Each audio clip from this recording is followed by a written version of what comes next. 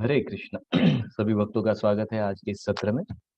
गीता के दूसरे अध्याय को हमने शुरुआत कर दी है। दूसरे अध्याय का नाम है सांख्य योग और इसका दूसरा शीर्षक भी है कि गीता का संक्षिप्त में वर्णन। तो पिछले अध्याय में हमने 10 श्लोक पूर्ण किए थे और 10 श्लोकों में हमने ये देखा कि किस तरीके से अर्जुन जो है, पहले अध्याय में अर्जुन 5 कारण देता है। उन 5 कारणों का खंडन अब भगवान कृष्ण दूसरे अध्याय से करेंगे। दूसरे अध्याय में हम देखते हैं कि अर्जुन ने भगवान कृष्ण को अपने गुरु के रूप में स्वीकार किया है। तो गुरु जब हम किसी को स्वीकार करते हैं तो गुरु से प्रश्न पूछना ये भी एक गुरु की सेवा कही जाती है। तो हमको ये मायूस नहीं होना चाहिए कि मेरे प्रश्न कैसे होंगे, गुरु को कैसे लगेंगे, बाकी लोगों को कैसे लगेंगे। ये मेरे मन की आशंका है। तो आशंका को पूछना कोई गलत बात नहीं है। तो दूसरे अध्याय में हम अब यहाँ पर ज्ञान देंगे।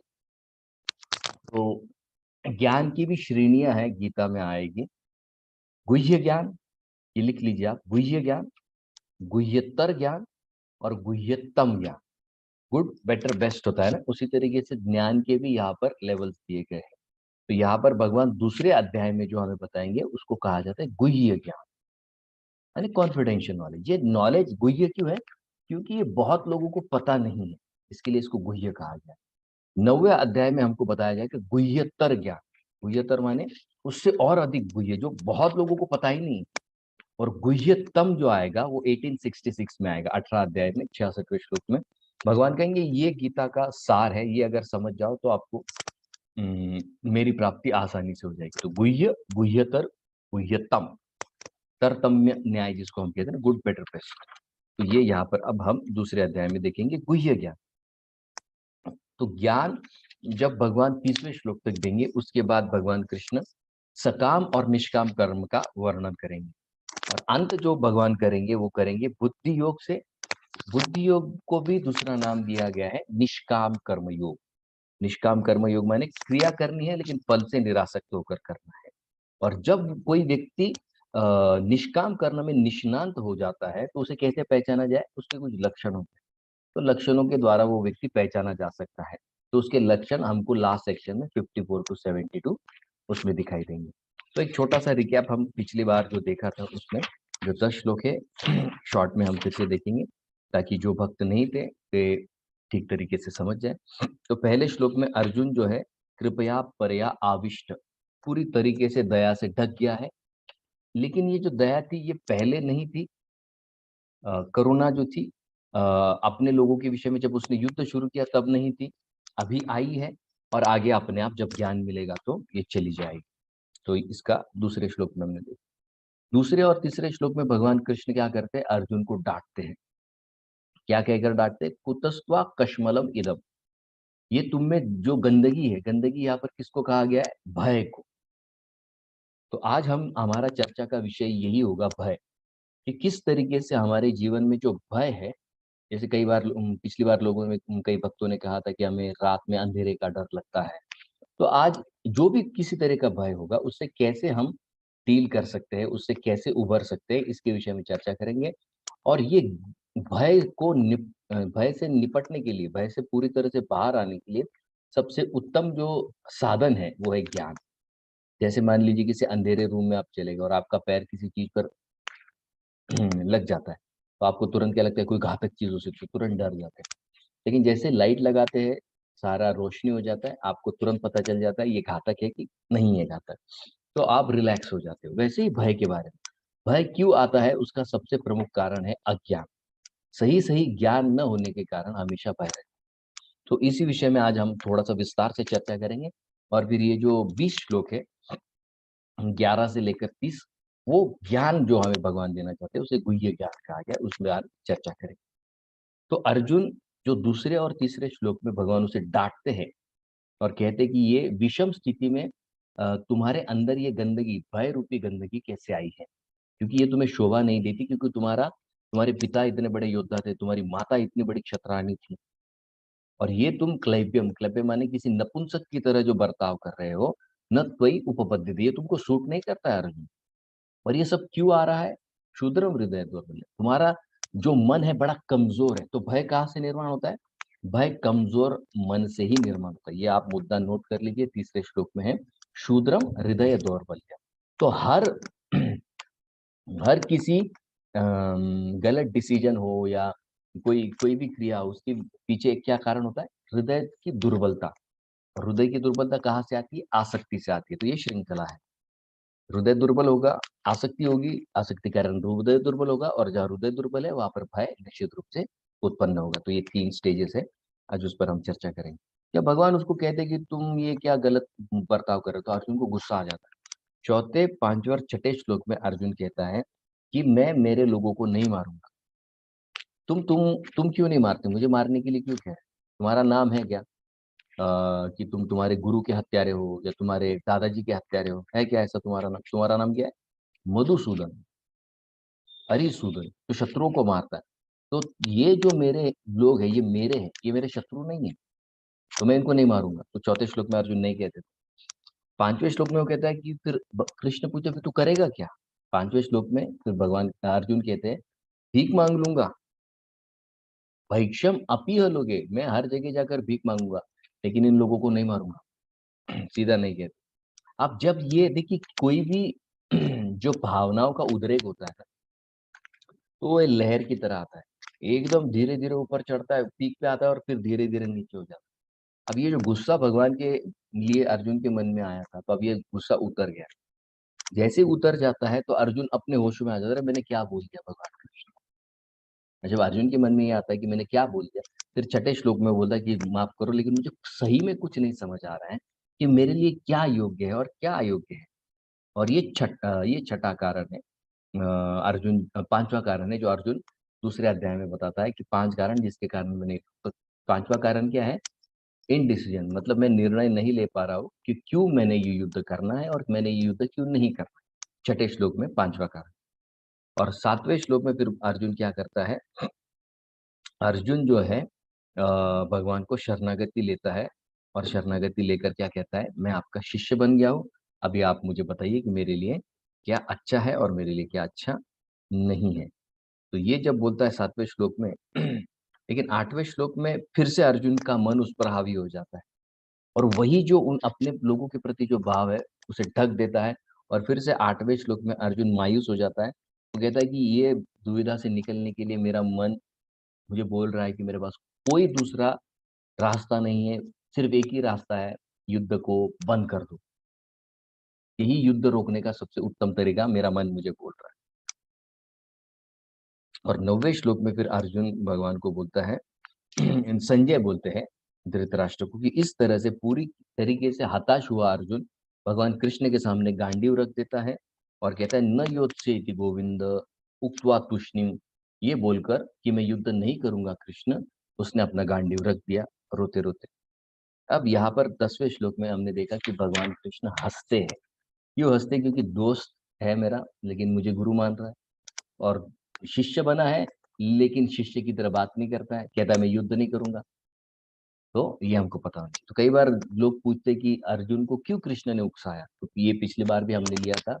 आपको उत्तर में क्या बताना है कि भगवान कृष्ण ने अर्जुन को युद्ध के लिए नहीं उकसाया, क्योंकि द्रौपदी ने निश्चय किया था, कुंती देवी ने निश्चय किया था, युधिष्ठिर, भीष्म, नकुल, सहदेव, ये सब लोग तैयार थे युद्ध करने। एक सिर्फ अकेला अर्जुन था जो युद्ध के लिए नहीं कह रहा। अर्जुन भले ही नहीं कह देता तो फिर भी युद्ध होने ही वाला। तो यहाँ पर भगवान अर्जुन को युद्ध करने के लिए नहीं उकसा रहे। कर्म, तुमने जो रोल लिया है क्षत्रिय का, वो रोल को निभाने हेतु जो जो कर्तव्य तुमको करने हैं, उसके लिए तुमको दक्ष रहना होगा। दक्ष माने एक्सपर्टली तुमको करना होगा। तो उसके लिए भगवान उसे कह रहे हैं कि तुम ये युद्ध रूपी कर्म करो, युद्ध नहीं करो।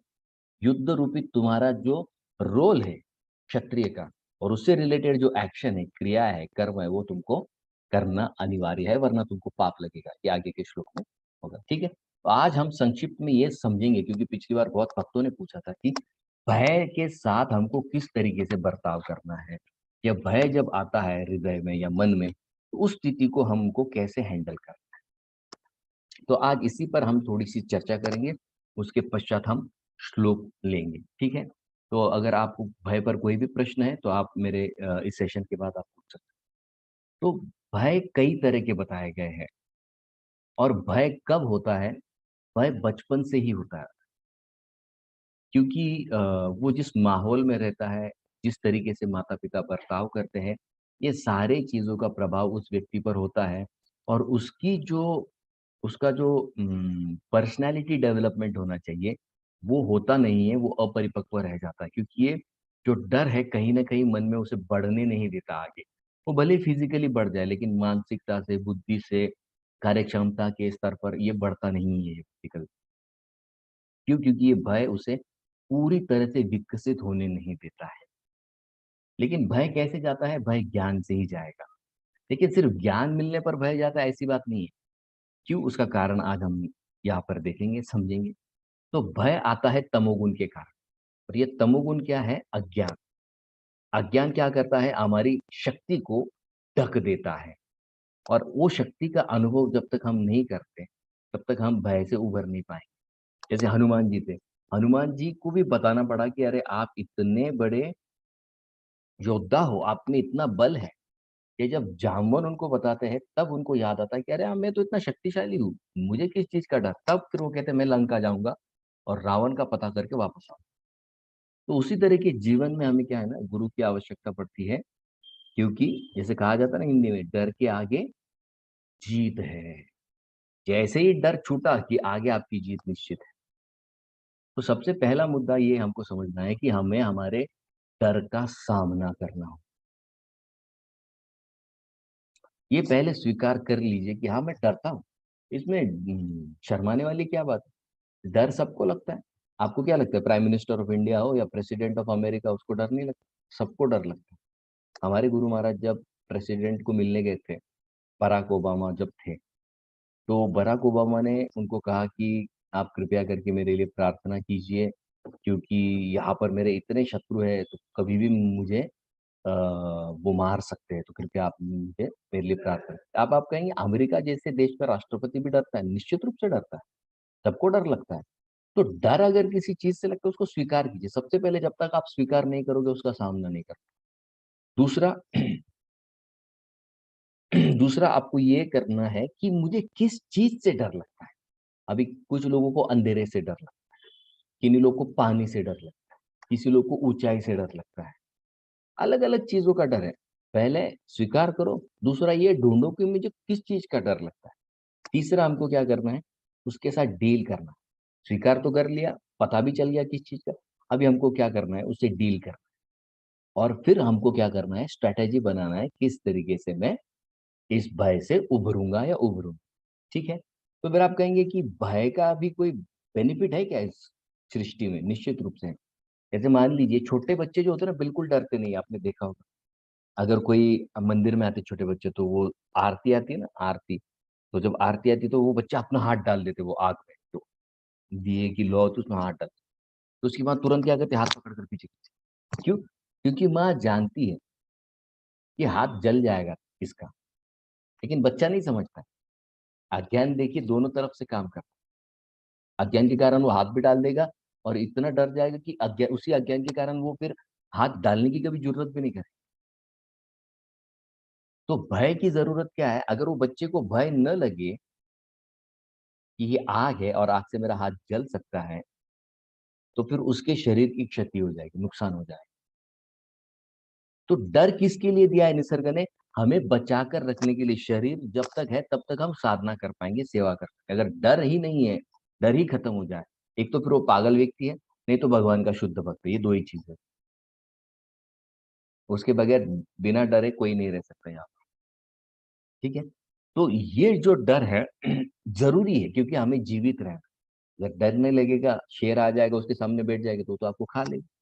डर के कारण हम भागते हैं या लड़ते हैं, दोनों में से एक चीज़ करेंगे, ठीक है?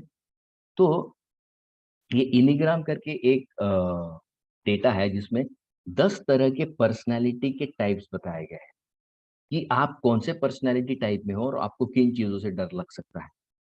तो ये एनिग्राम करके 10 पर्सनैलिटी के ट्रेट्स हैं। ओके, अब सबसे पहला प्रश्न हम लेते हैं। ठीक है, मुझे पता तो चल गया कि मुझे ये चीज़ से डर लगता है, ठीक है? आप इसको हैंडल कैसे करें? सबसे पहली बात याद रखें कि जब भी आपको ये समझ आ गया कि मैं डरता हूँ, ये स्वीकार करना भी बहुत बड़ी जीत है अपने आप में। आप सोचिए, जब हम स्वीकार करते हैं कि मैं डरता हूँ, ये बहुत बड़ी जीत है। ये हार नहीं है हमारी, ये जीत है। दूसरा क्या करना है, किस चीज से डर लगता है, ठीक है। तीसरी चीज हमको क्या करनी है, क्यों डर लगता है। अंधेरे से डर लगता है, ठीक है, समझ। बहुतों को लगता है डर, छोटे बच्चों से लेके बूढ़ों तक लगता है। क्यों डर लगता है, आपके मन से पूछिए। आत्मा नहीं डरती है कभी, मन डरता है। तो मन को पूछिए ना आप कि भाई मन तू क्यों डरता है। तो आपका मन ही खुद बोलेगा, अरे पता नहीं, शायद वहां भूत होगा, या वहां पर कुछ ऐसी चीज होगी जो मुझे दिखेगी नहीं, वो लग जाएगी, मैं मर जाऊं। भूत का भी डर क्यों लगता है लोगों को? भूत के बारे में ऐसा सुनकर रखा कि वो मार देते हैं। तो बेसिकली अंधेरे से या भूत से डर क्यों लगता है, क्योंकि मरने का भय है। वो भूत से भय नहीं है, वो मरने का भय है, ठीक है। तो आपको पता भी चल गया कि भाई डरने का कारण क्या है। ऊंचाई से क्या, कूदोगे गिर जाओगे मर जाओ, ठीक है। पानी क्यों डर लगता है, पानी में डूब जाऊंगा मर जाऊंगा। प्लेन की क्यों डर लगती है, प्लेन से अगर प्लेन बीच में फट गया तो मर जाऊंगा। तो बेसिकली हर चीज में अंडरलाइंग फियर क्या है, अंडरलाइंग डर क्या है, मृत्यु का ही डर है। शास्त्र यही बताता है, ओके। तो कारण पता चल गया भाई, कोई ना कोई कारण है। जैसे कई बच्चे कीड़ों से डरते, क्यों, कीड़ा काटेगा शरीर पर एलर्जी आएगी, शरीर में कुछ भी हो सकता है, उसके कारण डरते। कीड़ा काटने से मृत्यु हो जाएगी, ठीक है। आपको कारण उसको पूछना है, आपके मन को कारण पूछना है। आपका मन आपको कुछ ना कुछ कारण देगा कि भाई ये कारण की वजह से मैं डरता हूँ या डरती हूँ, ठीक है। उसके बाद हमको क्या, कारण पता चल गया, कारण के बाद हमको क्या करना है कि जब डर लगता है तो मुझे कैसे अनुभव होता है। जैसे कुछ लोगों को जब डर लगता है तो उनके पेट में गोला आता है। कुछ लोग होते हैं जब डरते तो उनके रोंगटे खड़े हो जाते हैं। अक्षरा तुझा कॅमेरा एक तर स्टिल ठेव नाही तर बंद कर, ओके। तो कई लोगों को क्या लगता है, कुछ न कुछ एहसास होता है। जब डर लगता है ना, एक तो पेट में गोला आएगा, नहीं तो रोंगटे खड़े हो जाएंगे, नहीं तो एकदम मुंह सूख जाएगा। जैसे अर्जुन को देखा ना हमने पहले अध्याय में, अर्जुन की कैसे हालत हो जाती है, क्यों होती है, क्योंकि वो डरा हुआ है। बेसिकली अर्जुन डरा हुआ है। तो हमको ये पता करना है कि मैं जब डरता हूँ या मैं जब डरती हूँ तो क्या अनुभव हो रहा है मुझे, कैसे लग रहा है। ये क्यों जरूरी है, क्योंकि जिस शरीर के भाग में आपको कुछ अनुभूति होती है, समझ कर चलना चाहिए कि वो आपके शरीर का कमजोर हिस्सा है। अब इस डर को अगर आपने ठीक से हैंडल नहीं किया, तो ये डर की जो शक्ति है उस शरीर के भाग में जाकर बैठ जाएगी, और वो धीरे धीरे कर कर उस शरीर के भाग को शक्तिहीन बना देगा। क्योंकि डर भी एक तरह की एनर्जी है। तो एनर्जी जब सेटल हो जाएगी वहां पर, वो शरीर का अंग काम करना बंद कर, इसके लिए बीमारी सिंपल है। तो हमको ये जानना जरूरी है कि कहाँ पर क्या हो रहा है, ठीक है। तो कैसे मुझे लग रहा है, क्या अनुभव हो रहा है, ये पता चल गया। तीसरी स्टेप में हमको पता करना है कि जब मुझे डर लगता है और मेरे शरीर में एक विशिष्ट प्रकार की चलन होती है, तो मेरा रिएक्शन क्या होता है उसमें। मैं अगर डर के भाग जाता हूँ, या मैं कुछ उठाकर फेंकने लगता हूँ डर के कारण, क्या क्या करता हूँ, मेरा रिएक्शन क्या है। रिएक्शन क्यों पता करना है, रिएक्शन इसके लिए पता करना है कि मेरा जो मन है वो किस हद तक अनियंत्रित होता है। किस हद तक अनियंत्रित होता है, इससे क्या पता चलेगा कि मैं खुद को और सामने वाले को कितनी क्षति पहुंचा सकता हूं। क्योंकि कई बार डर के कारण व्यक्ति चाकू भी लगा देता है, तो सामने वाला घायल हो जाता है। खुद को बचाने के लिए सामने वाले को घायल कर। तो हमको ये रिएक्शन क्या है मेरा, और कितने समय में मैं रिएक्ट करता हूँ, और कितने समय डर मुझ में रहता है, ये रिएक्शन के टाइम हमको पता कर। क्योंकि जब तक ये रिएक्शन सेटल नहीं होगा, आप शांति से फिर से नए काम की ओर नहीं बढ़ सकते। तो आपको कितना समय लगता है, ये आप क्या रिएक्ट करते हो और रिएक्शन सेटल होने में कितना टाइम लगता है। तीसरा स्टेप हो गया, पहला था कारण ढूंढना है, कैसे लगता है वो ढूंढना है। और तीसरा क्या, मैं क्या रिएक्शन देता हूँ ये ढूंढना है। चौथा, एनालाइज करना है। क्या एनालाइज करना है, ठीक है मैं डर गया, क्या फायदा हुआ, मेरा फायदा क्या हुआ। या मैं डर गया, नुकसान क्या हुआ। ये हमको एनालिसिस करना है। क्योंकि मन को देखिए समझाने के लिए एनालिसिस की बड़ी जरूरत। हम जब साइकोलॉजिस्ट के पास जाते हैं तो साइकोलॉजिस्ट हमको इतने सारे प्रश्न क्यों पूछता है, क्योंकि उसको निकालना है, हमसे ही बुलवाना है, हमसे ही वो बुलवा लेता है हमारे प्रश्नों के उत्तर। हमको ही पता नहीं होता क्यों डरता हूँ। वहां पर जाकर हम सोचते क्यों डरते क्यों डरते। अच्छा ये कारण था, ओ ये मृत्यु का भय था। तो ये एनालिसिस करना जरूरी है। आपको मन को बोलना है ठीक है डर गया, क्या फायदा हुआ तुझे? बोलेगा कुछ नहीं, नुकसान क्या हुआ? हाँ बहुत डर गया था, शरीर में ऐसा हो गया वैसा हो गया, और मैं तो हाथ में उठाकर उसको मारने वाला था, अच्छा हो तू आ गया।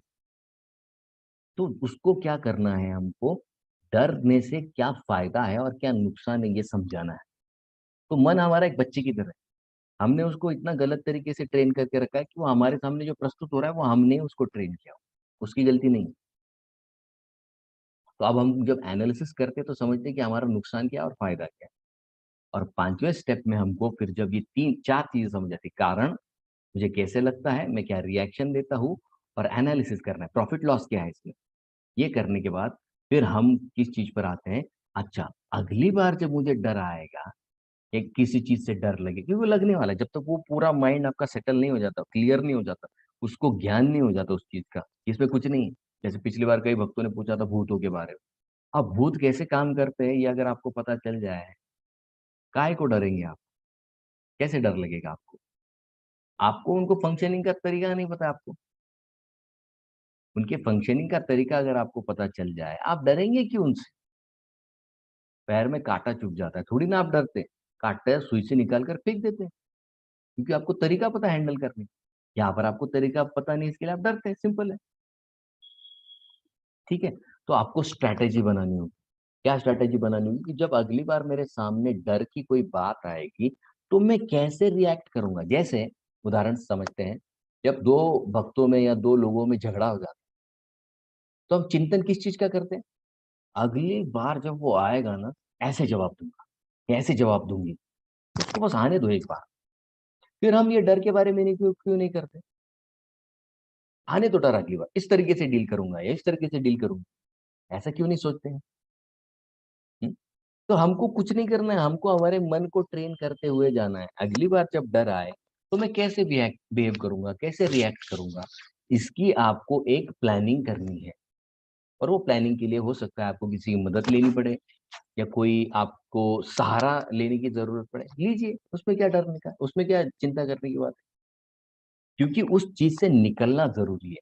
लोग शर्म आ जाते हैं कि अरे प्रभु जी से कैसे बात करेंगे, या प्रभु जी से कैसे, या मेरे दोस्त से मैं कैसे बोलूं कि मैं इस चीज से डरता हूँ। नहीं, अगर आपको लगता है कि आपका दोस्त उतना काबिल है आपको उस डर से निकालने के लिए, जाइए बात कीजिए उससे।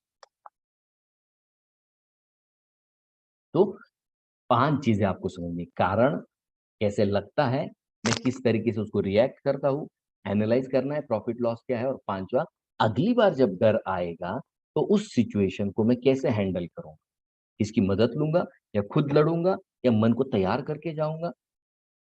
तो मन की तैयारी ये रोज का काम है, एक दिन का काम नहीं। ये रोज करना होगा आपको, रोज। और मन को शक्ति कहाँ से मिलती है?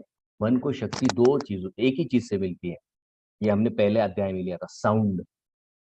आपके पास जितना पावरफुल साउंड होगा ना, उतना आपका मन स्ट्रांग होगा।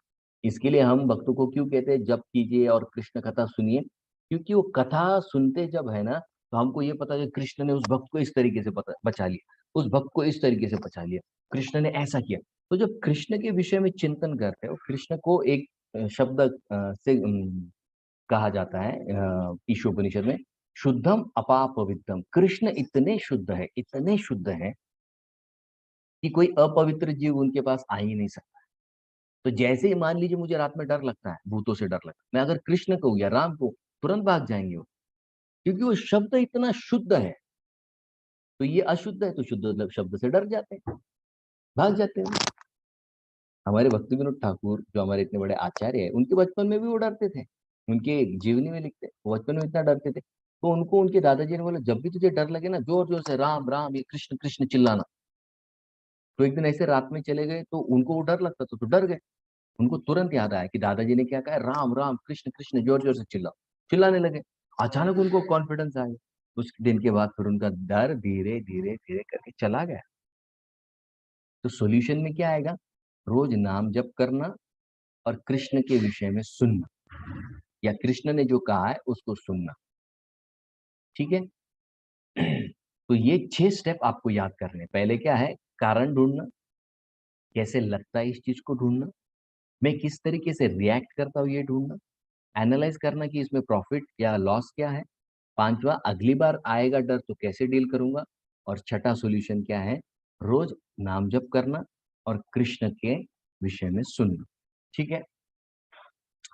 अब कई बार भक्त पूछते हैं कि ये आध्यात्मिक जीवन से क्या फर्क पड़ता है भय पर? निश्चित रूप से फर्क पड़ेगा। अभी ये जो 11वें श्लोक से हम शुरू करेंगे आज, उसमें आपको तुरंत पता चल जाएगा कि कितनी ताकत है भगवान शब्द कृष्ण के शब्दों में। ये अगर हम ठीक से समझ ले और रोज इसका प्रैक्टिस करेंगे, निश्चित रूप से मैं आपको बताता हूँ, आप निर्भय हो जाएंगे। कि जिस किसी को भय लगता है, गीता का 16वां अध्याय रोज सुबह शाम पढ़िए। आप देखिए 2-4 महीने में आपको अपने आप इतना खुद में कॉन्फिडेंस आएगा, आप बिल्कुल निडर हो जाएंगे। इतने ताकतवर 16वें अध्याय में, उसका नाम ही अभय से शुरू होता है। अभयम सत्व संशुद्धि। जिसको अभय होना है, निर्भय होना है, उसको क्या करना है? 16वां अध्याय रोज पढ़ना। ठीक है। तो भय की उत्पत्ति हमने देखी कहाँ से होती है? अज्ञान। अज्ञान क्या होता है? गलत समझ। जब मैं खुद को शरीर मानता हूँ जो नश्वर है, ये जब मेरी समझ होती है और इस पर मैं मेरे जीवन को यापन करता हूँ, तो भय निश्चित रूप से उत्पन्न हो। अगर मैं आपको पूछूं, जैसे अभी गणेश गणेश सर यहाँ पर सामने, अगर हम गणेश सर को पूछे कि सर, अगर आपका कपड़ा मैं फाड़ दूं, आपको बुरा लगेगा क्या? उनको नहीं लगेगा, क्योंकि उनको पता है एक शर्ट फट गया तो 1000 शर्ट मेरे कपाट में पड़े हुए। है कि नहीं? तो उनको डर नहीं लगेगा। लेकिन उनके पास अगर उनको लगा कि मेरे पास तो एक ही शर्ट है और कोई बोले मैं फाड़ दूंगा, तो वो निश्चित रूप से डर जाएंगे, क्योंकि उनको लॉकर के बारे में नहीं पता है कि लॉकर में 1000 कपड़े पड़े हुए। लेकिन अगर कोई बता दे कि चिंता क्यों करते हैं सर, 1000 कपड़ा आपके लॉकर में पड़ा, आप बोले फाड़ फाड़ दो, टुकड़ा टुकड़ा कर दो उसको। क्यों? क्योंकि मुझे ज्ञान हो गया कि लॉकर में 1000 कपड़े पड़े। वैसे ही जब मैं ये समझ जाता हूँ कि भाई मैं एक शुद्ध आत्मा हूँ और आत्मा को कोई हाथ लगा ही नहीं सकता है, न कोई अग्नि जला सकती है, न पानी में डुबाया जा सकता है, न मारा जा सकता है, न उसका जन्म होता है, न उसका मृत्यु होता है, अपने आप डर चला जाएगा ना। अपने आप डर चला जाएगा। तो अज्ञान के कारण ही डर है। बिना अज्ञान के डर आ ही नहीं सकता है किसी चीज। जैसे एक पिक्चर आई थी पुरानी, मेरा एक दोस्त बता रहा था, लाइफ ऑफ पाई। उसमें वो व्यक्ति समंदर में फंस जाता है, और उस जहां पर वो बचता है उस बोट में एक शेर भी होता है। तो वो शेर के साथ कैसे उसका जीवन यापन करता है, कितने दिन वो शेर के साथ रहता है। फिर एक किनारे पर जाकर वो रुकते हैं, और फिर वो जो जो देखता है वहां पर अचंभा करने वाला होता है। और जब वापस आकर बोलता है तो कोई विश्वास नहीं रखता। जब उसने फेस किया तब उसको पता चल गया कि किस तरह से टैकल करना। तो जब तक आप फेस नहीं करेंगे आपको पता ही नहीं चलेगा इसको टैकल कैसे करना। ठीक है। तो कई बार लोग पूछते हैं क्या डर ये पिछले जन्म से भी कनेक्टेड होते हैं? हाँ, कई सारे जो डर होते हैं वो निश्चित रूप से पिछले जन्म से कनेक्टेड होते हैं। क्यों? क्योंकि मन आपका एक ही होता है। शरीर बदलेगा लेकिन सॉफ्टवेयर एक ही रहेगा। मन आपका सॉफ्टवेयर है, हर शरीर में यही सॉफ्टवेयर आपके साथ चलता रहेगा। आत्मा के साथ मन, बुद्धि और अहंकार ये साथ में चलते हैं हर शरीर में। तो पिछले जन्म के सारे संस्कार मन पे है, और वही मन आप इस जन्म में इस्तेमाल करने वाले हो। तो निश्चित रूप से अगर पिछले जन्म में कोई डर है तो ये जन्म में भी आपको दिखाई पड़ सकता है। ठीक है। इसके लिए हमारे शास्त्र में ये 16 संस्कार क्यों करने के लिए बताया गया है। लोगों को लगता है ये अंधश्रद्धा है। अरे अंधश्रद्धा नहीं है। ये 16 संस्कार क्यों किए जाते हैं?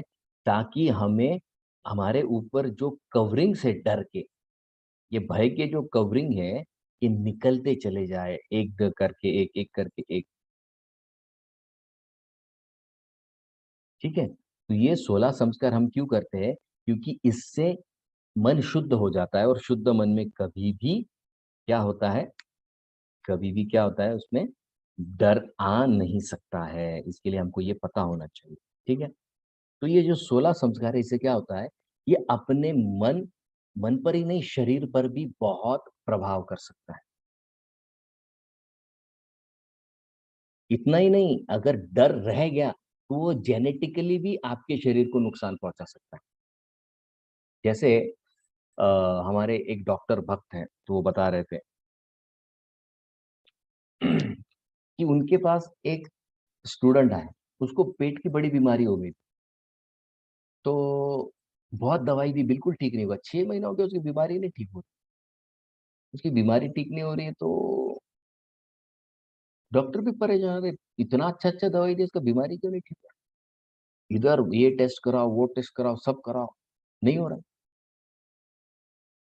फिर वो डॉक्टर एक दिन उसके घर पर गया, और जब उसके घर पर गया तो उसको तब पता चला कि उसकी बीमारी का कारण क्या है। तो वो लड़के ने हाल ही में कुछ महीनों पहले नॉनवेज खाना शुरू किया था। और नॉनवेज खाना जब शुरू किया, लेकिन वो ब्राह्मण घर का लड़का था, तो उस लड़के तक उसके जितने भी उसके पूर्वज थे, उन्होंने कभी भी नॉनवेज खाया नहीं। तो नॉनवेज न खाने का जो संस्कार है, वो उनके जीन्स में था। इतना गहरा चला गया कि वो जीन्स में आ गया था। और इसके जीन्स कैसे थे?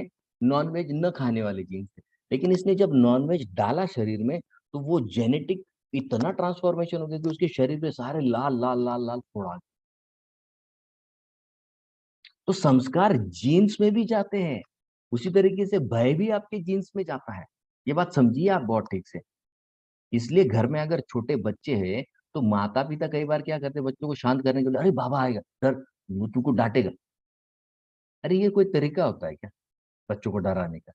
ये डर उनके अंदर अगर बैठ जाएगा ना, बड़े जब हो जाएंगे, आप निकाल नहीं पाओगे इसको। वो आ जाएगा, बाबा आ जाएगा, भूत आ जाएगा, अंधेरे में मत जाओ। ये आप डरा रहे हो बच्चों को, आपको पता नहीं ये अंदर जा रहा है उनके। लेके जाओ घूमने के लिए बाहर, कभी बच्चों को अंधेरे में, चल देखते कौन है। क्यों नहीं बोलते ये माता पिता? आपको बच्चे को सुलाना है, सुलाने के कि आपको डराने का एक तरीका आता है क्या? और वो बच्चे का ब्लैंक स्लेट है, वो जब खींच लेगा ना उस चीज को, अंदर चला जाएगा, जीवन भर रह जाएगा उसके मन में।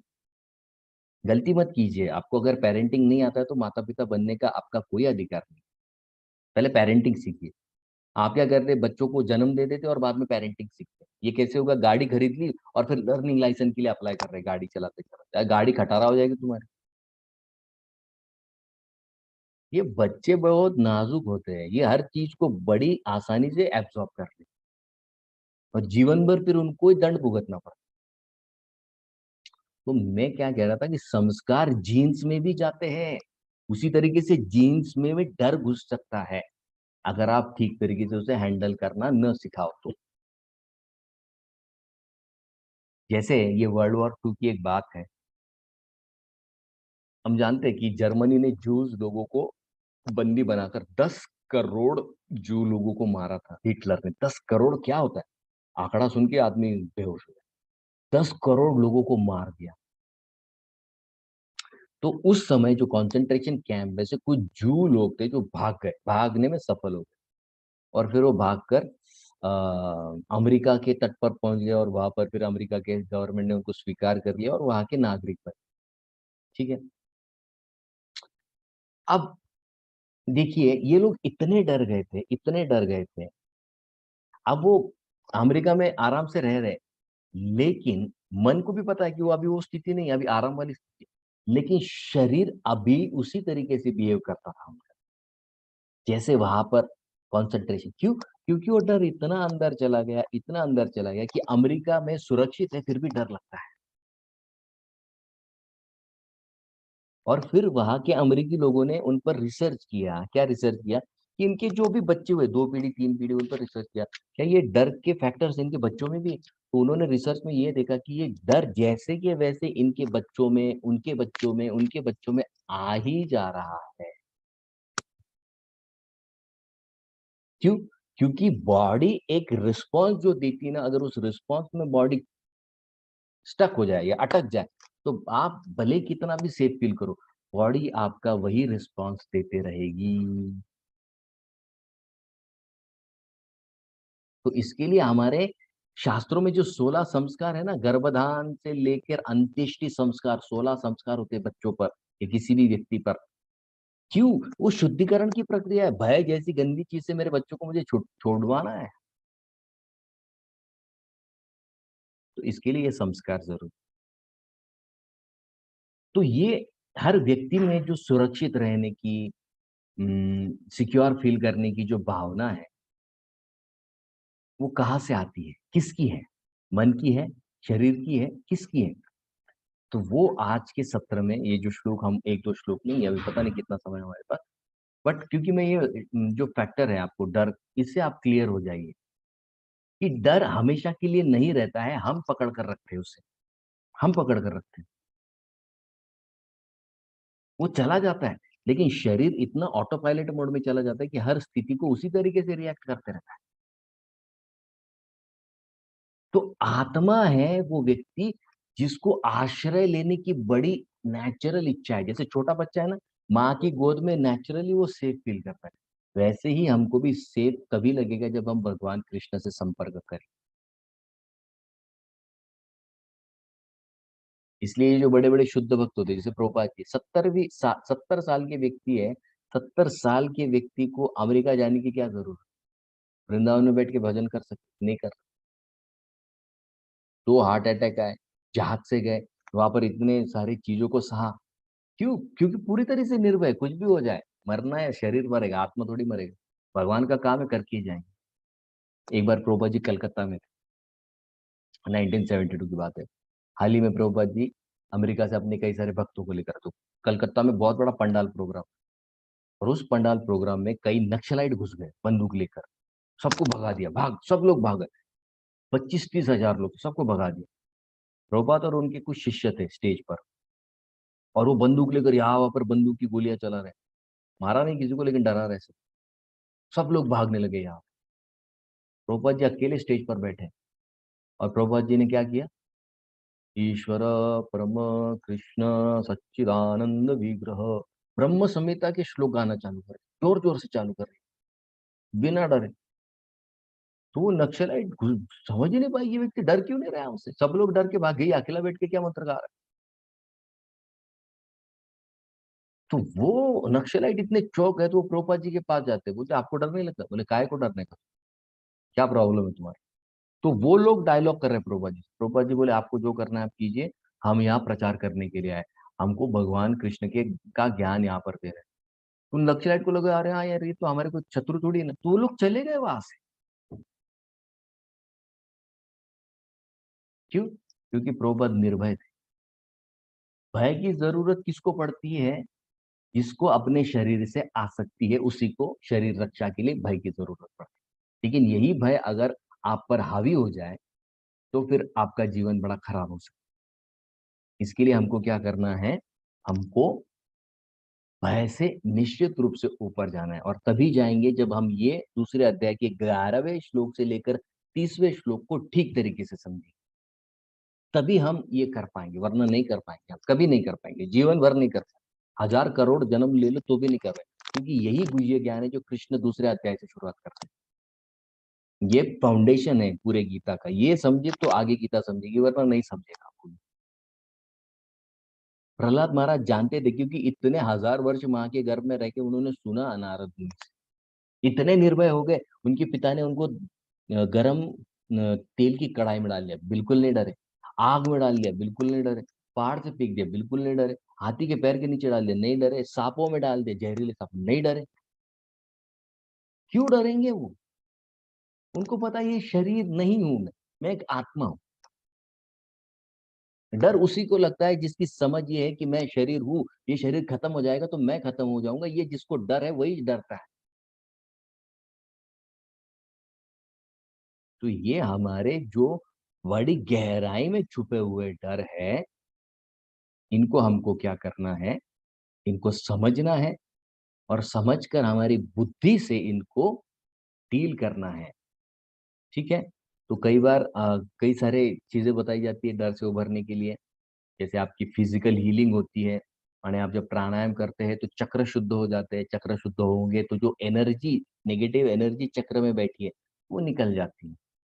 और नाम जप और ज्ञान जब आप अर्जन करेंगे, किसी परिस्थिति में आप प्रिपेयर्ड रहेंगे, अच्छा ये स्थिति आएगी तो इस तरीके से डील करूंगा, ये स्थिति आएगी तो इस तरीके से डील करूंगा, ये जब आप करते हैं, तो फिर आपका नाम जप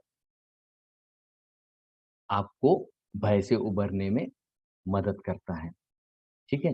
तो हमको हमेशा जो भी पिता या माता जी यहाँ पर कथा सुन रहे हैं, आपको क्या करना है, आपके बच्चों को भयमुक्त करना है। ये सबसे बड़ा गिफ्ट है आपके बच्चों के लिए।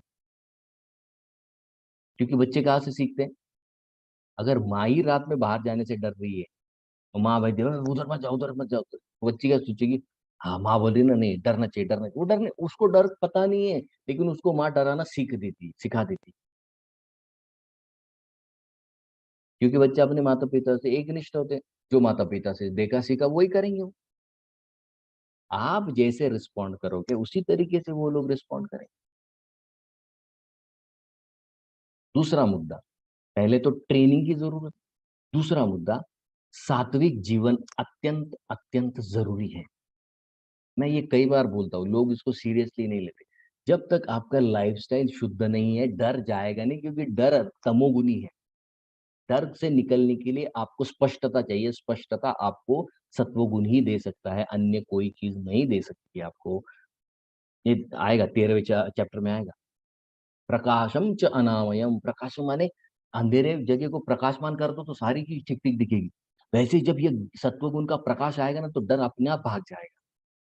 क्योंकि आपको सारी चीजें एज इट इज क्लियर दिखने लग जाए। डर का कोई नामो निशान नहीं रहेगा आपकी जीवन।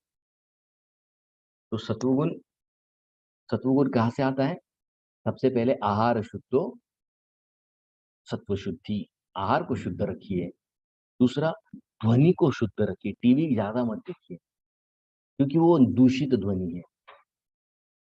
दूषित ध्वनि से क्या होगा? मन ज्यादा दूषित हो जाएगा और डर नहीं लगेगा। ध्वनि शुद्ध रखिए। जितनी शुद्ध ध्वनि रखोगे, उतना मन तेजी से आपका साथ देगा। कलर, कलर में भी बड़ी शक्ति होती है। वही कलर आप रखिए जो आपको निर्भय बनाए, आपके मन को शुद्ध रखे। और चौथा है, आपके संग को देखिए। संग में इतनी शक्ति है, जैसा संग होगा वैसा आपका रंग होगा। तो आहार, ध्वनि, कलर, संग, और आप जिस सराउंडिंग में रहते हैं वो सराउंडिंग, ये 5 चीजों का अगर आप अच्छे से रखोगे, तो भय से आप बड़ी आसानी से मुक्त हो जाओगे। और तीसरी बात, अगर आप कोई नया काम कर रहे हैं और आपको बीच में कोई टोक दे, अरे ये क्या करने, फालतू कर रहा है, ये टाइम पास कर रहा है, तो क्या होगा? मेरी सीखने की इच्छा चली जाएगी और मुझे डर लगने लगे। गलत हुआ तो मतलब क्या, डांट पड़ती। वैसे ही आपके घर में कोई छोटा बच्चा है या बच्ची है, वो कोई काम नए से सीखना चाहती है, तो उसको डांटिए मत, प्रेम से समझाइए। अरे वाह, बहुत अच्छा किया, इसको इस तरीके से भी हम कर सकते हैं, देखो करके देखो। जब उसको ये कॉन्फिडेंस आता है कि मेरे माता पिता मुझे सीखने के लिए प्रवृत्त कर रहे हैं, मेरी शाबाशी होती है, तो शाबाशी प्राप्त करने के लिए और सीखता जाता है। तो उसको रोकिए मत, आप डराइए मत। क्या कहेंगे लोग, ऐसे करते हैं क्या? ये समझाने का तरीका नहीं है। इससे क्या हो रहा है, उसके कान में सब दूषित ध्वनि जा रही है। उस दूषित ध्वनि से उसका मन बनेगा, और उसका मन उसको फिर तकलीफ देगा। अरे माता पिता डांटते हैं, घर वाले डांटते हैं, भाई बहन डांटते हैं। मत कीजिए ये सारी, क्योंकि यही बच्चे हैं जो आगे चल के इस पूरे संसार का भविष्य है। ठीक है? तो ये हमको और जो अनुभूति आपको नहीं है, अगर आप ही को अनुभूति नहीं निर्भयता की, तो आप दूसरे को क्या देंगे? जैसे आ, मुंबई में एक बहुत बड़े सर्प मित्र हैं। ये सर्प मित्र, इन्होंने बहुत से सांप पकड़े, बड़े बड़े जहरीले सांप पकड़े।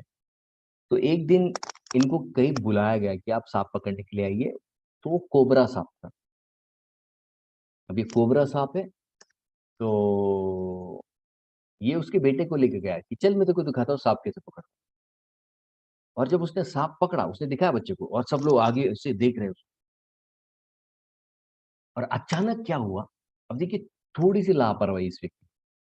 अचानक क्या हुआ, सांप जो है उसने ऐसी छलांग मार दी, और वो उसके शर्ट में, यहाँ से ऐसा शर्ट होता है ना, इसमें घुस गया वो सांप।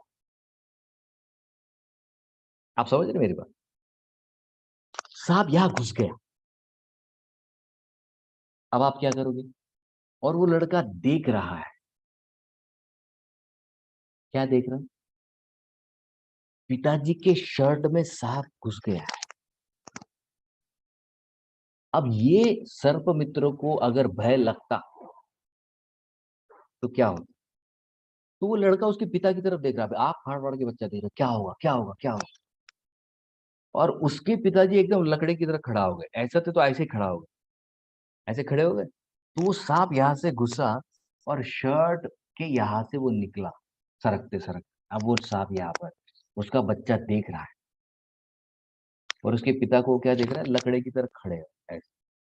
तो सांप ने जब देखा कि ये हिल नहीं रहा है, इसका मतलब उसका उसके मन ने क्या कंक्लूड कर लिया, मरा हुआ है, छोड़ो उतर जाए। तो उसने क्या किया, पीछे से उतरा और नीचे चला गया, सांप निकल गया।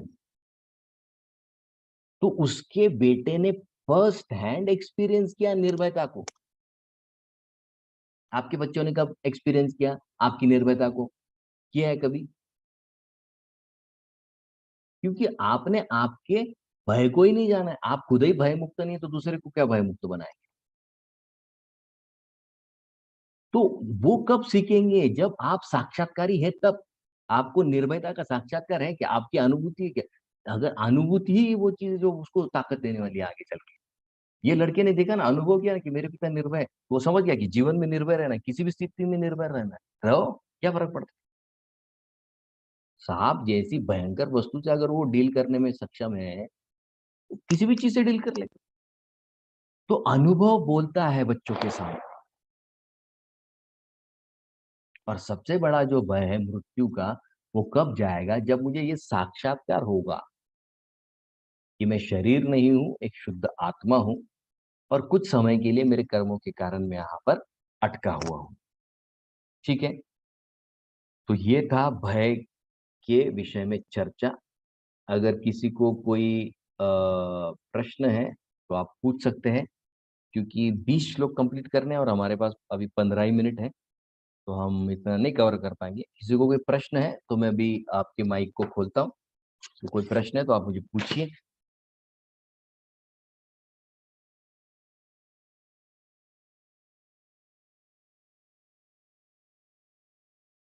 ठीक है, मैंने आपके माइक खोल दिए। किसी को भय के बारे में कोई प्रश्न है तो आप मुझे पूछिए।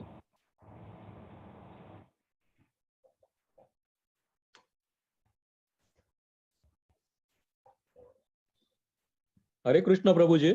हो, बोला हेमंत सर। हा प्रभूजी, आता भीतीच्या संदर्भात आपण आता एक जवळच उदाहरण घेऊ. आता रशिया आणि युक्रेनचं युद्ध चालू आहे. बरोबर. तर युक्रेनकडे सगळं कमी आहे, सैन्य बरोबर. ताकद सगळं कमी आहे. पण त्यांचा जो राष्ट्रपती आहे त्यांना ते एक फुकट म्हणजे एक आत्मविश्वास देतोय की नाही, सामान्य नागरिक रस्त्यावरती या, तुम घाबरू नका.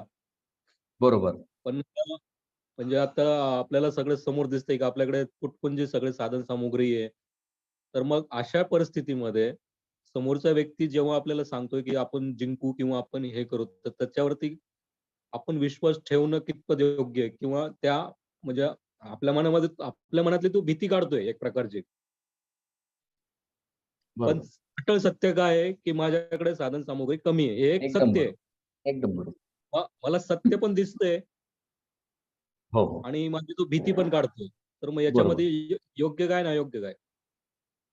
खूप सुंदर प्रश्न आहे. तर इथे हेमंत सरांनी प्रश्न केला की एकीकडे त्यांना हे दिसतंय की आपल्याकडे युद्धासाठी सामग्री कमी आहे. पण दुसरीकडे त्यांचे जे राष्ट्राध्यक्ष आहेत, डिफेन्स मिनिस्टर जे आहेत, ते त्यांना सांगतायत की उनको बता रहे हैं कि आप जो है, आपका धीरज मत खोइए, धैर्य मत खोइए। हुँ? तो तो वो धीरज क्यों दे रहे हैं? क्योंकि युद्ध के समय क्या होता है ना, लोग डर जाते हैं। और जब लोग डर जाते हैं और डर के कारण क्या होता है मोस्टली, अगर मान लीजिए उन्होंने रशिया के आर्म फोर्सेस ने यूक्रेन के किसी आर्मी में काम करने वाले किसी सोल्जर को पकड़ लिया, या किसी एक ऑफिसर को पकड़ लिया, तो क्या होता है, अगर वो डर गया तो क्या होगा, वो सारी इंफॉर्मेशन उगल देगा। जैसे हमारे अभिनंदन थे, अभिनंदन को बहुत फोर्स किया, बहुत मारा उन्होंने, लेकिन वो कुछ नहीं बोले। उन्होंने कहा कि नहीं, बस एक प्लान था हमारा, और प्लान मुझे नहीं पता था, मुझे इतना ही बोला गया था कि आप जाकर वहां पर स्ट्राइक करना। इतना ही बोलता था, मुझे नहीं पता, मुझे मेरे अथॉरिटीज ने बोला है, मुझे नहीं पता था। बराबर। अब जैसे इंडिया के कई सारे स्टूडेंट्स भी यूक्रेन में, उनको कॉन्फिडेंस कहाँ से आ रहा है कि हम बच जाएंगे? यहाँ से जब वो एक्शन देख रहे हैं ना, उनके प्राइम मिनिस्टर मोदी जी उनके लिए उनके डिफेंस के एयरक्राफ्ट भेज रहे हैं, एयर इंडिया के एयरलाइंस के जो फ्लाइट्स है वो जा रहे हैं, और 70-80% से ज्यादा स्टूडेंट्स को भारत वापस लाया गया है। तो जब तक मेरा प्राइम मिनिस्टर मेरे लिए कोई एक्शन करते हुए नहीं दिखेगा, मुझे कॉन्फिडेंस ही नहीं आएगा। तो ये कॉन्फिडेंस भी बहुत जरूरी है, क्योंकि मुझे सरवाइव करना है। सर्वाइवल के लिए मुझे आत्मविश्वास की जरूरत है, मुझे कंटिन्यूअसली ये चाहिए कि हाँ, मेरे लिए कोई तो है जो मेरे लिए मेरी सुरक्षा करेगा। अब जैसे पाकिस्तान के लोग हैं, अब यही वो लोग थे जो हमारे झंडे जलाते थे, आज वही लोग यूक्रेन में हमारे झंडे लेकर घूम रहे हैं। क्यों? क्योंकि उनको पता है कि इंडिया का फ्लैग दिखाएंगे तो मोदी के डर से वो लोग कुछ नहीं करेंगे, या करेंगे भी तो मारेंगे नहीं, टोटली मारकर छोड़ देंगे हम।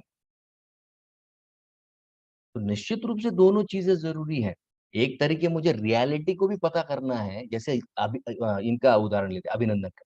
अभिनंदन को रियलिटी पता थी कि मैं पकड़ा गया, लेकिन उसको ये भी पता था कि इस रियलिटी को मुझे सामना कैसे करना है, अगर मैं पकड़ा गया हूं तो मुझे किस तरीके से डील करना है।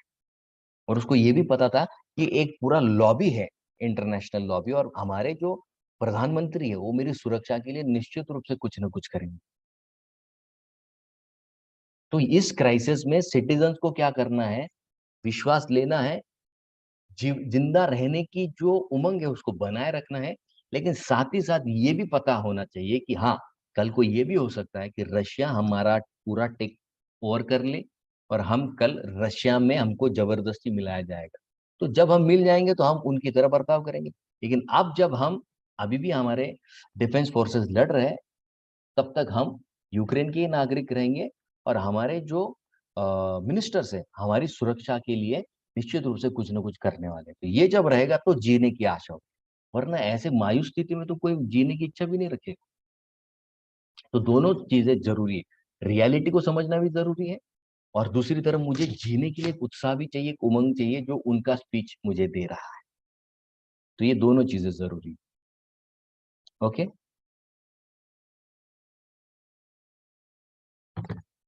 और किसी का कोई प्रश्न? हाँ, सौरभ इज आस्किंग, सौरभ पूछ रहे कि माझा प्रश्न जरा वेगळा आहे, स्टुडंट लाईफ वर तर. हा, विचार ना सौरभ. हरे कृष्ण प्रभूजी. क्वेश्चन असा होता की प्रभूजी आता माझा आवाज प्रिपरेशन येतोय का? हो येतोय प्रभूजी. हा, ओके. की कंटिन्युअसली मोटिवेशन कसं ठेवावं, कारण की एक टाइम येतो की तेव्हा पूर्ण म्हणजे एक शेड्यूल फॉलो करत असतो ना, तर ते डिस्टर्ब झाल्यानंतर परत त्याचं बसवण्यासाठी म्हणजे ते शेड्यूल प्रॉपरली बसवण्यात ते बसत नाही त्या टायमिंगला. मग ते परत मोटिवेशन राहत नाही, मग ते मोटिवेशन आहे ना लॅक होत राहतं नेहमी, असं वर खाली, किंवा कधी कधी मोटिवेशनच नसतं की का करतोय असं. तर मग ते व्हायचं रिझनच सापडत नाही अजूनही. मी खूप हे प्रयत्न केला बघ, पण ते सिंपल आहे. याचं रिझन तुला गीतेच्या 18व्या चॅप्टर मध्ये सापडेल.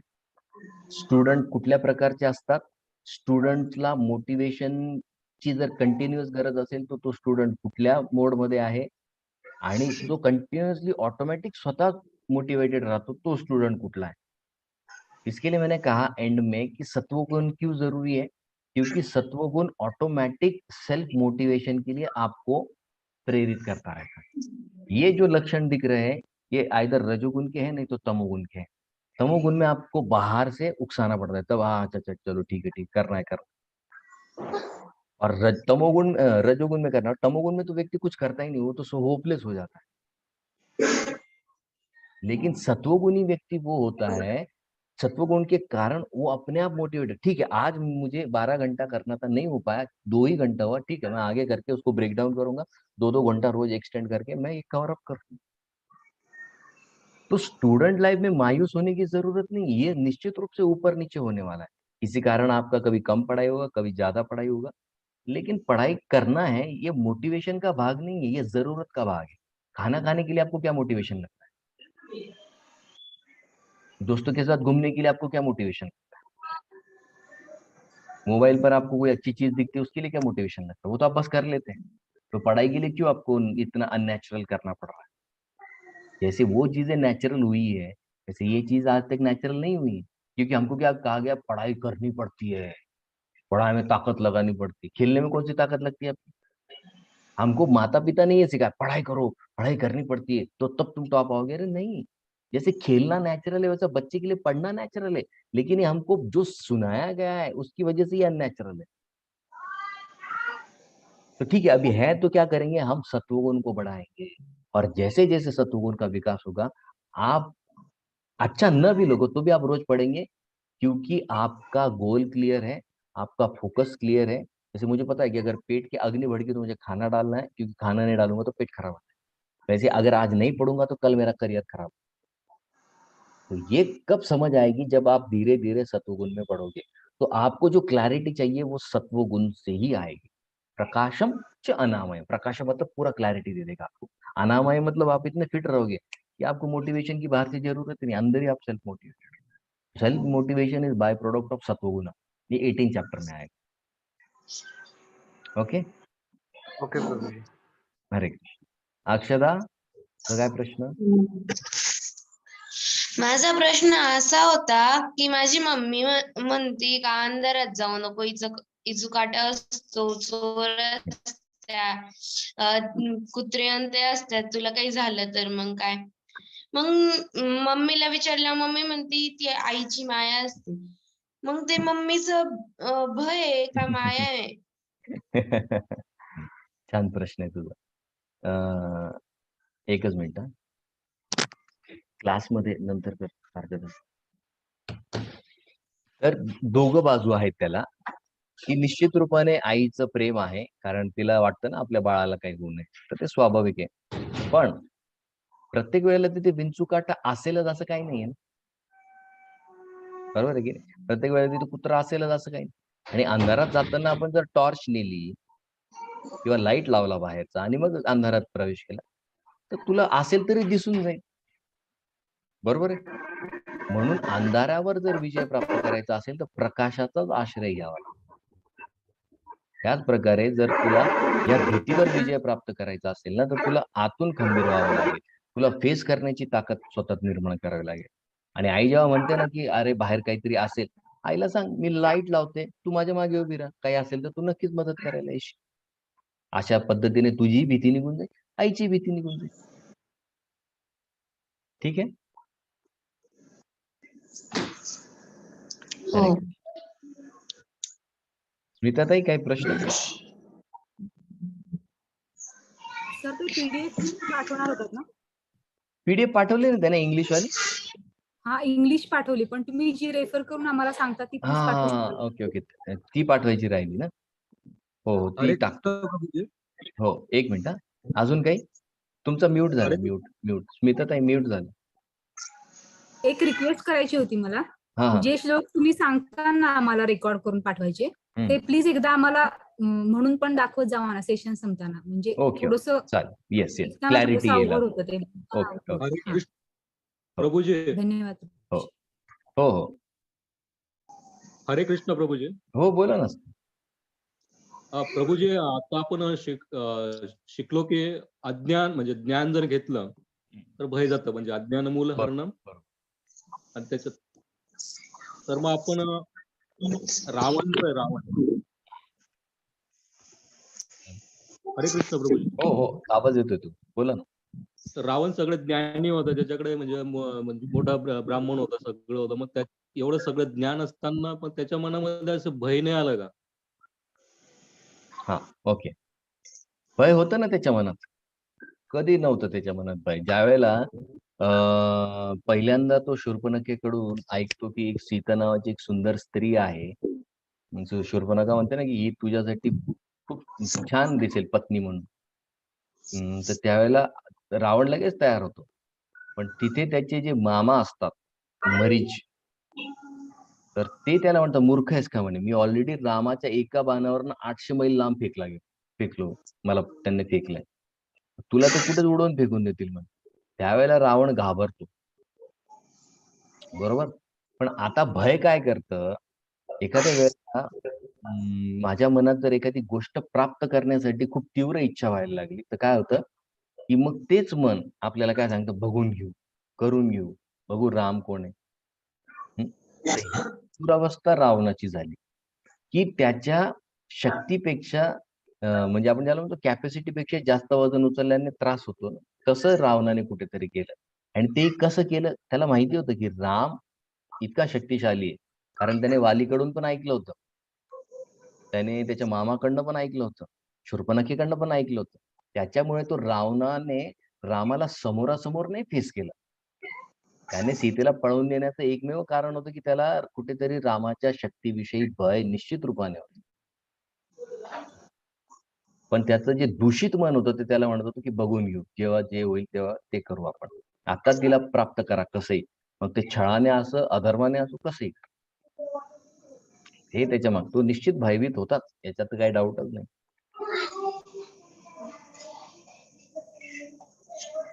ठीक आहे. अजून कोणाला काही प्रश्न? हरे कृष्ण प्रभु जी, दंडवत प्रणाम। हाँ येस प्रभु जी, प्रेम प्रकाश जी। प्रभु जी, कॉलर का क्या ऐसा कनेक्टेड है? कौन सा कलर में पहनने से जोगी भय का निर्माण नहीं होता है, उसके बारे में जरा बताइए। डार्क कलर यूजुअली प्रभु जी ऐसे कहा जाता है कि मतलब जितने लाइट कलर आप रखोगे, फ्रेश कलर जो होते हैं, फ्रेश हाँ। कलर जो आपके मन को निर्भय बनाते हैं, जैसे पिंक है या लाइट ब्लू है। आकाश ओके। कैसा होता है ना, लाइट ब्लू होता है, तो आपको एकदम Yes. फ्रेश फील होता है। लेकिन जैसे अंधेरा काला काला हो जाता है ना, अपने आप एक आपको शक्तिहीन लगने लगता है। ओके। हाँ, तो वैसे जो डार्क कलर होते हैं, तो वो आपकी शक्ति छीन लेते हैं आपसे। छीन लेते माने कवर कर देते, बेसिकली शक्ति को छीनते नहीं, बट कवर अप की जाती है। तो कलर का भी माइंड पर एक बहुत बड़ा प्रभाव होता है। इसके लिए हाँ। देखिए, हम घर जब कलरिंग करते हैं तो क्यों इतना सोच समझ कर करते हैं? क्योंकि वो एक ऊर्जा देता है, आपको नई ऊर्जा देता है कलर। यस। तो कलर बहुत मायने रखता है लाइफ। यानी कौन सा कलर ऐसा नहीं, कोई भी कलर लाइट वो होना चाहिए। बेसिकली आपके कई सारे फैक्टर्स है प्रोड्यूस के, हाँ। आपके राशि के अनुसार भी आपके कलर आपको सूट करते हैं, ओके। या आपके नंबर जो है, अंक शास्त्र के अनुसार भी आपके कलर आपको सूट करते हैं। अलग अलग कई सारी चीजें वो आप चेक कर लेंगे, आपको पता चले। बट कलर निश्चित रूप से अफेक्ट करता है यानी कि शरीर लाइट और होना। मन को। यस। करेक्ट। तो हरी बोल। हाँ स्मिता ताई, काय प्रश्न?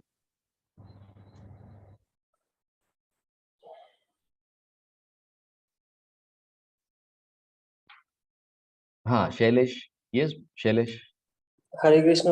Yes nice to see you.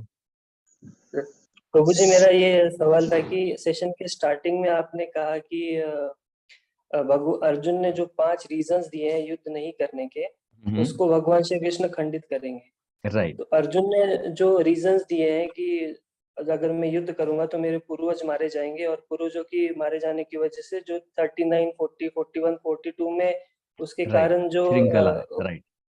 जो होगा, तो वो अर्जुन ने ये जो रीजंस दिए हैं, ये उस टाइम दिए हैं जब वो खुद भय में था या मोहग्रस्त हो गया था। एग्जैक्टली तो एग्जैक्टली, बराबर। तो इन श्लोकों को हमें मतलब वैलिड मानना चाहिए, या फिर वो अर्जुन के भय की वजह से उन्होंने जो कहा वो एक गलत था? वाह, क्योंकि उन्होंने सुंदर, जो बहुत सुंदर। वंचित संतानों के बारे में कहा, वो मतलब कि क्या वो सही में वैलिड है, या फिर उनकी भय की वजह से वो गलत है, मतलब डाउट में ऐसा। ओके, बहुत सुंदर प्रश्न है। तो अर्जुन के भय की वजह से है, निश्चित रूप से है। लेकिन दूसरी ओर अर्जुन क्या कर रहा है, ये धर्म का नॉलेज है जो अर्जुन आप जो बोल रहे हैं 39 टू 43 में, ये धर्म का नॉलेज है और ये बोनाफाइड नॉलेज है। ओके। लेकिन क्या होता है, कौन से नॉलेज का इस्तेमाल कब करना है, ये भी हमको पता होना चाहिए। अर्जुन क्या कर रहा है, ये जो नॉलेज है ये सही नॉलेज है, लेकिन इसका इस्तेमाल किस लिए कर रहा है? कि उसके मन में जो डर है युद्ध न करने का, या युद्ध करने की वजह से ये होगा, तो उसको ये ढाल की तरह इस्तेमाल कर रहा है, क्योंकि ये ढाल मेरे सामने रख दूंगा तो कृष्ण शायद मुझे छोड़ देंगे, कहेंगे कि तू युद्ध मत कर, ठीक है चल, ये तेरे बहुत धार्मिक आंसर दिया तुमने, क्या बात की। तो अर्जुन इनका सहारा रह रहा है छुपने के लिए बेसिकली, क्योंकि उसके मन ने उसको बताया कि तू युद्ध नहीं करना है तुझे, क्योंकि तेरे अपने लोग मारे जाएंगे, फलाना फलाना।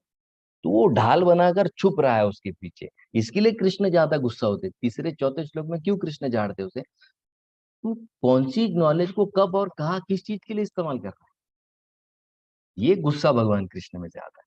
तो वो गलत इस्तेमाल कर रहा है उस नॉलेज का। नॉलेज सही है लेकिन इस्तेमाल गलत है। ओके, थैंक यू प्रभु जी। हरे हरे येस प्रणव, हरे कृष्ण. कसा झाला पेपर? हरे कृष्ण प्रभूजी. कसा झाला पेपर? चालू आहे प्रभूजी. चांगले चालू आहे. आज इंग्लिश होता का? चांगला आहे. मला तेच विचार होतं पेपरचं, म्हणजे पेपर स्टार्ट होण्याच्या आधी खूप भीती वाटते. हा हा, नाही इकॉनॉमिक्स. कुठली?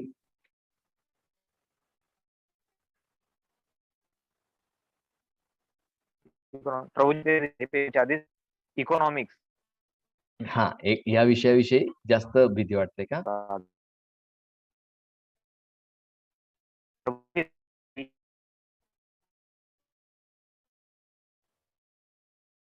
पेपर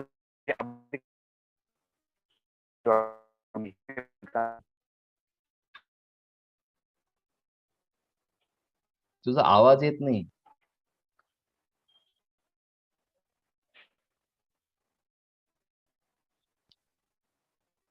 प्रभूजी मला ते विचारायचं होतं, म्हणजे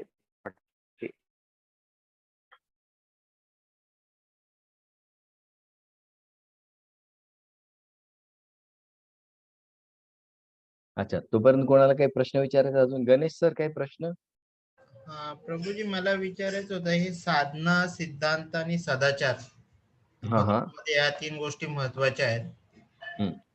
याच्याविषयी थोडस सांगाल का? म्हणजे नक्की साधना, सिद्धांत आणि सदाचार म्हणजे आपण कसं हे करायचं, डिस्क्रिप्शन.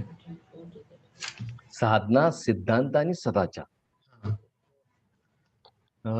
साधना म्हणजे जसं तुम्ही रोज 16 वेळा जप करतात, प्रभुपादांची पुस्तकं वाचतात, लेक्चर्स ऐकतात, ओके, 4 नियमांचं पालन आता तुम्ही सुरू केलेलं आहे, ही तुमची साधना आहे. ओके, या साधनेने काय होईल? मन शुद्ध होईल. मन शुद्ध झालं की तुमचा सदाचार आपोआप शुद्ध होईल. आचरण, आचरण, त्याला सदाचार आपण. आचरण, आचार. सदाचार म्हणजे सद म्हणजे चांगला, सदाचार, तुमचं आचरण सुधरेल. आणि तिसरं काय विचारलं तुम्ही? साधना, सिद्धांत आणि सदाचार. आता ज्या वेळेला तुम्ही ज्ञान अर्जन करता, जसं आता शैलेशने सुंदर प्रश्न विचारला की हे त्याचं भय होतं की जे त्याने फक्त सांगायचं म्हणून सांगितलं. तर सिद्धांत आपण कशाला म्हणतो? जसं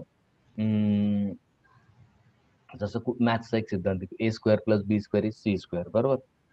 आता हा युनिव्हर्सल लॉ आहे, ग्रॅव्हिटी जी इक्वल्स 9 पॉईंट, सगळीकडे 8 तेच धरलं जातं. ओके, हा युनिव्हर्सल सिद्धांत आहे. त्याच प्रकारे भक्तीचे पण असे काही सिद्धांत आहे जे बाह्य आणि आंतरिक असे 2 भाव घेऊन चालतात. ते बाहेरून जरी एक दिसले तरी त्यांचे 2 भाव असतात. आता जसं शास्त्र जर तुम्ही वाचले तर आता आम्ही जसे ब्रह्मचारी आहोत, तर ब्रह्मचाऱ्यांसाठी काय सांगितलं? वल्खल वस्त्र घालायचं किंवा मृगचर्म घालायचं, म्हणजे हरणाचं चामडं करायचं आणि त्याचं चड्डी घालायची. आता हे जर केलं तर सगळ्या ब्रह्मचाऱ्यांची जेलीत टाकून, बरोबर? हा तर सिद्धांत आहे. मॅडम असताय. तर आता सिद्धांत झाला, पण हा त्याचा बाह्य भाग झाला. मृगचर्म म्हणजे काय की हिरण मेल्यावर त्याचं चामडं आधी कोणी बघायला जायचं नाही, म्हणजे ते एकदम कोणी घेऊ शकतं आणि एकदम सहज अवेलेबल आहे. मग त्या दृष्टीने आज सहज अवेलेबल काय आहे? खादीचा कपडा असेल किंवा कॉटनचा कपडा असेल. म्हणून मग ब्रह्मचारी काय करतात? सिम्प्लिसिटीचा फंडामेंटल प्रिन्सिपल घेतला. बाह्य जे मृगचर्म आहे त्याला वस्त्राने कंप्लीट केलं, पण आतला जो सिम्प्लिसिटीचा फंडामेंटल प्रिन्सिपल आहे तो तसाच ठेवला. म्हणून सिद्धांत राहतात तसेच, पण त्याचा वापर अलग अलग पद्धतीने वेगवेगळ्या ठिकाणी लागू केला जातो. ठीक आहे. दुसरं प्रभूजी एक होतं, चैतन्य महाप्रभूंनी सांगितलंय सहकीर्तन, हा एक शब्द आला होता काल माझ्या याच्यामध्ये, सहकीर्तन केलं पाहिजे म्हणून. कीर्तन आणि सहकीर्तन मध्ये काय फरक असू शकेल? एकच आहे. सहकीर्तनलाच आपण संस्कृतमध्ये संकीर्तन.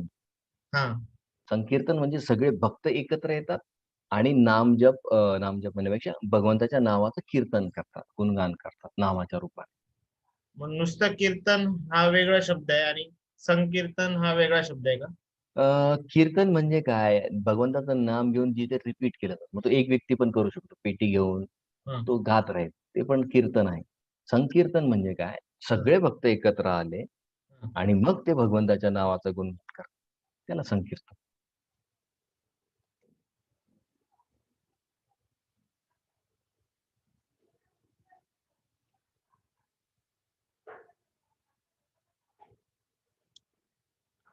एक प्रश्न दिला होता प्रभूजी मला, हो हो. त्याच्यामध्ये असं लिहिलं, भगवान चैतन्य सारे अवतारों में सबसे अच्छे क्यों है? भगवान चैतन्य प्रभू हा हा म्हणजे भगवान चैतन्य प्रभू सर्व अवतारांमध्ये सगळ्यात चांगले का आहेत? हा ओके.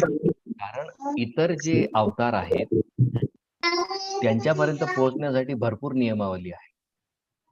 म्हणजे जसं गीतेच्या 18व्या अध्यायात भगवंत सांगतात, सर्व धर्मान् परित्यज्य मामेकं शरणं व्रज. जोपर्यंत तुम्ही सर्व धर्मांचा त्याग करत नाही तोपर्यंत माझ्यापर्यंत पोहोचू शकत नाही. हम्म. पण चैतन्य महाप्रभू काहीच बघत नाही. ते म्हणतात तुम्ही फक्त नामजप घ्या, बाकी सगळं मी बघून घेईन. तर ही जी सूट दिलेली आहे ती इतर कुठलाच युग अवतार देत नाही. प्रत्येक युग अवतार आपली आपली नियमावली घेऊन चालतो. इतकंच काय, भगवान कृष्ण गीतेत सांगतील पूर्वजन्माची सगळी पापं तुम्हाला शांत करावी लागतील, मग तुमचा सगळा मोह नष्ट झाला पाहिजे आणि मग तुम्ही माझं दृढ भजन कराल. दृढ भजन केल्यावर मग तुम्ही माझ्यापर्यंत याल. हे शक्यच नाही कलियुगात. फार दुर्मिळ लोक असतील जे एवढं करू शकतात. म्हणजे हा जो मार्ग आहे हा जरी उत्तम मार्ग असला तरी सहज शक्य नाही सगळ्यांसाठी. कारण शारीरिक दुर्बलता आहे, मानसिक दुर्बलता आहे, साधनं कमी आहेत. एवढ्या सगळ्यात तुम्हाला भगवंतापर्यंत पोहोचायचं. मग महाप्रभू काय म्हणतात, हे सगळं सोडून द्या. मी एवढं सांगतो 16 माळा 4 नियम तेवढं करा, बाकीचं मी बघून घेईन. म्हणून तो विशेष अवतार म्हटलाय. कुठली बंधनं आणि नियम नाही ते.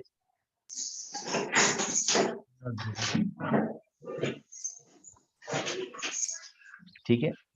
अक्षता, काय विचारायचं तुला? हा, माझ्या पप्पाचा एक प्रश्न होता. पप्पा कुठे गेले तुझे? हम्म? पप्पा कुठे गेले? आहे पण पप्पा लाजता की काय पप्पा तुझे? पप्पाला विचारायचं होतं, पप्पाला लहानपणीपासून देवांचे स्वप्न येतात. हा हा पप्पाला ना डोंगरांवर ना भोले बाबा विष्णू भगवंतांचे मंदिर दिसतात हा आणि मेंढ्या चारायला जायला असतात डोंगरावर. अच्छा. आणि ना पप्पाला तसे संकेत भेटतात. तर मग पप्पा विचारत होते त्याच्या मागचं काय कारण. हा, तर याचा अर्थ मागच्या जन्मात ते शंकराचे मोठे भक्त होते. ते शंकराच्या भक्तीत निश्चित रूपाने होते आणि आता शंकराची भक्ती पूर्ण झाली आहे म्हणून त्यांना आता भगवान शंकराने कृष्ण भक्तीचा मार्ग, जो फायनल त्यांचा टप्पा आहे, तो त्यांच्यापर्यंत पोहोचवला. म्हणजे त्यांची शंकराची भक्ती आता फलित झाली आहे आणि त्याचं फळ म्हणून तुम्हाला कृष्ण भक्ती प्राप्त झाली. ठीक आहे.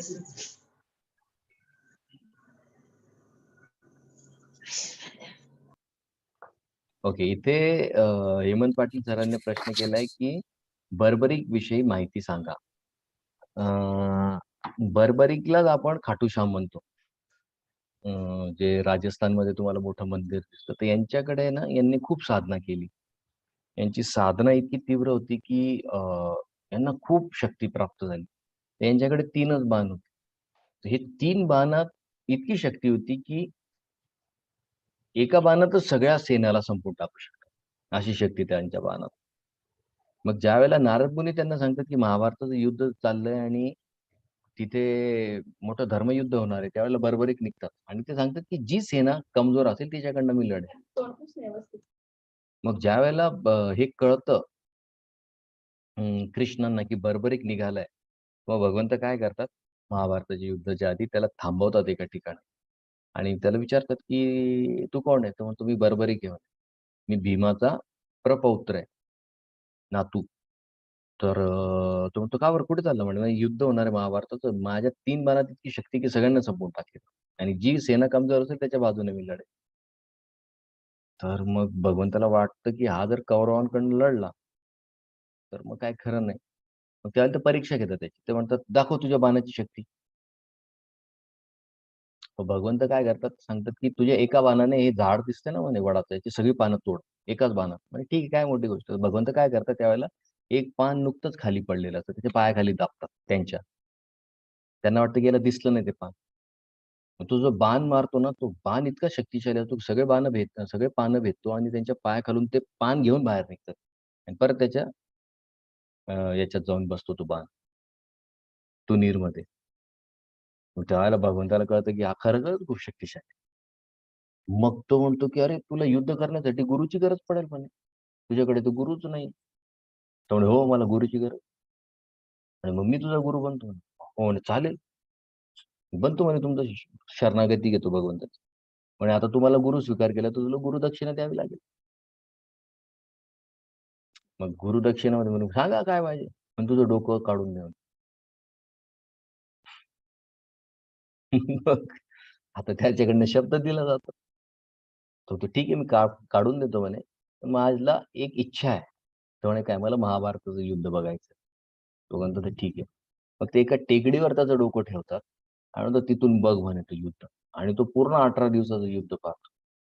आता युद्ध ज्यावेळेला संपतं त्यावेळेला पाची भावंडांमध्ये हा वाद होतो की बाबा कोणामुळे युद्ध जिंकलं. अर्जुन म्हणतो माझ्यामुळे, भीम म्हणतो माझ्यामुळे, युधिष्ठिर म्हणतो मी एवढी छान रणनीती केली त्याच्यामुळे. मग त्यांच्यात वादविवाद होतात. तिथे कृष्ण येतात आणि कृष्ण त्यांच्या बरोबरच असतात आणि द्रौपदी बाजूला उभी असते. तिथे त्यावेळेला भगवंत म्हणतात म्हणे एकच व्यक्ती होता ज्याने पूर्ण युद्ध खरं खरं पाहिलं. त्यामुळे कोण म्हणे, तो तिथे बरोबरी घेऊन. ज्या वेळेला ते सगळे बरोबरीकडे जातात, बरोबरी सांग म्हणे कोणामुळे युद्ध जिंकलं. त्यावेळेला बरोबरी म्हणतो तुम्ही कोणी काहीच केलेलं नाही म्हणे. भगवंताचं सुदर्शन चक्र फिरत होतं आणि एवढ्या वेगाने फिरत होतं की सगळ्यांची मुंडकी नुसती, तुमचा बाण तर नाममात्र होता. तुमचा जो बाण आहे तो सुदर्शनच घेऊन जात होता, कोणाला कधी कसं मारायचं. आणि दुसरी गोष्ट, ही युद्ध जे आहे याला दोनच लोक कारणीभूत म्हणे. जर जिंकलं कोणामुळे असेल तर कृष्ण आणि द्रौपदीची इच्छा, या दोन कारणांमुळे हे युद्ध पार पडलंय. नाही तर तुमचा याच्यात काहीच समावेश नाही. बाकी सगळं काम भगवंताने करून घेतले, तुम्ही फक्त नावाचं बाण मारत. त्यावेळेला सगळ्या पांडवांचा गर्व बरोबरीत तोडतो. आणि मग भगवंत त्याला सांगतात की तू माझ्या नावाने जाणला जाशील. पण त्याचं नाव आहे खाटूश्याम. म्हणजे याचं आपण तो खाटीक, त्याचं शीर कापलं गेलंय आणि तो भगवान श्याम, भगवान कृष्णांचा जो एवढा मोठा भक्त होता खाटूश्याम, मग त्याची पूजा केली जाते तिकडे. आणि असं म्हणतात की तिथे गेल्यावर सगळ्या भौतिक आध्यात्मिक इच्छा पूर्ण होतात, कारण तो भगवंताचा शुद्ध भक्त आहे. अशी त्यांची बरोबरीचा इतिहास. ठीक आहे. नवीन नॉलेज भेटलं काय ते. प्रभूजी ते जे खाटू श्यामजी होते ते म्हणजे ते कृष्णाचेच भक्त होते, त्याच्यामुळे ते कृष्णाचेच अवतार आहे का? नाही अवतार नाही, तो भीमाचा नातू आहे. भीमाचा नातू आहे. तो कृष्णाचा खूप मोठा भक्त होता, म्हणून त्याचं नाव भगवंताच्या नावावर पडलं, श्याम. ओके, ठीक आहे आनंद.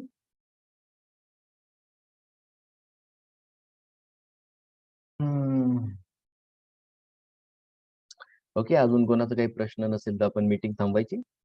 पुढच्या आठवड्यात परत भेटू. खूप छान वाटलं सगळ्यांना भेटून. हरे कृष्ण. या आठवड्यात काही श्लोक पाठांतर नाहीये.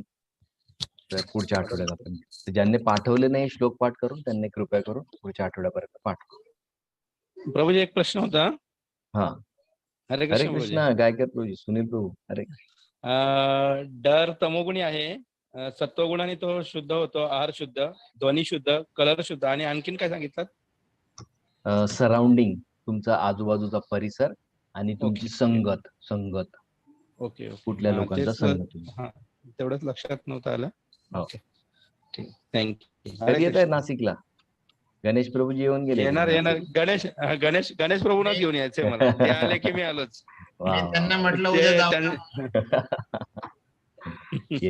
प्रसादालाच या इकडे दोघे. हो नक्कीच. चालेल. हरे कृष्ण. हरे कृष्ण.